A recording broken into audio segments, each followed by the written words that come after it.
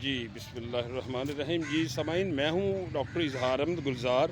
اس وقت میں سفیر نظریہ پاکستان ملک یاسین کی آخری آرامگاہ پر کھڑا ہوں۔ ملک یاسین صاحب یہ وہ شخصیت اہم بزرگ شخصیت تھے جنہوں نے تحریک پاکستان میں حصہ لیا اور پاکستان کو بنتے دیکھا۔ تحریک آزادی کے یہ مجاہد تھے۔ 1947 کی جو تقسیم ہے اس حوالے سے ان کی ایک بہت ہی مشہور تصنیف ہے پاکستان کی سوکھا بنے ہیں۔ وہ لوگ جنہوں نے پاکستان بنتا دیکھا تھا ان کی یادداشتوں کو انہوں نے اکٹھا کیا اور کتابی شکل میں شائع کیا، جس کو بہت پذیرائی ملی۔ اسی طرح انہوں نے تواتر کے ساتھ اخبارات میں کالم لکھے اور ان کالموں کو کتابی شکل میں شائع کروایا، جس کا عنوان ہے مجھے ہے حکم اذاں لا الہ الا اللہ۔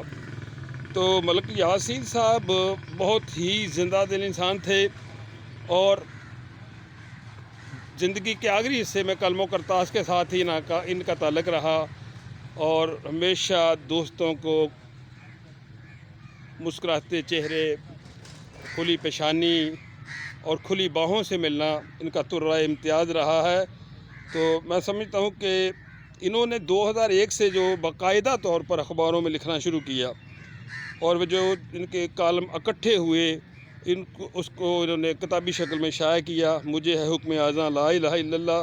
اور دوسری جو ان کی کتاب ہے جو تحریک آزادی کو دیکھنے والے ان بزرگوں کی سرگزشت پر مبنی پاکستان کی سوکھا بنیا، یہ شائع ہوئی۔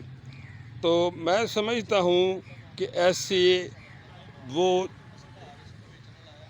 جہاں دیدہ دانشور جو ہیں اب ختم ہوتے جا رہے ہیں۔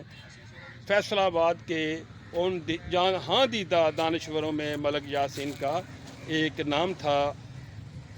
سفیر نظریہ پاکستان ان کی لوح مزار پر لکھا ہوا ہے، سفیر نظریہ پاکستان ملک یاسین۔ وفات ان کی 23 اکتوبر 2024 کو ہوئی تھی۔